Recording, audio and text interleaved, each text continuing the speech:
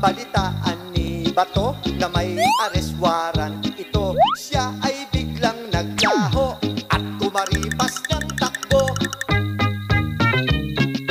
At doon sa Senado, tuloy pa rin kanyang sweldo. May 13 months pa raw ito kahit absent sa trabaho. What? Nasaan ang tapang ni Bato? Ba't ayaw sumuko? Saan kaya nagtatago? Ba't hindi matiklo?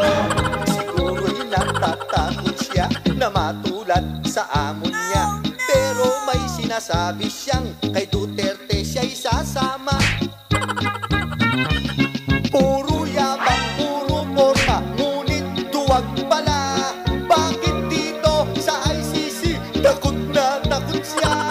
Parang nakakita ng multo ang senador nating kalbo. Pag nadampot si Bato sa kulungan magpapasko. Nasaan ang tapang ni Bato? Ba't ayaw sumuko? Saan kaya nagtatago? Ba't hindi matiklo?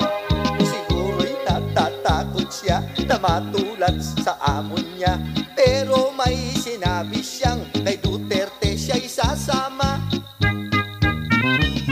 Puro yabang, puro porma, ngunit duwag pala.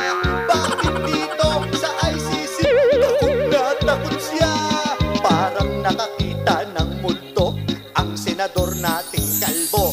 Pag nadampot si Bato sa kulungan magpapasko. Kasama na si Digong nyo, hindi na merry ang Pasko. Kinakabahan na rin si Bongo. Nasaan na nga ba si Bato? Baka naman tinatago mo. Ayaw, di ba?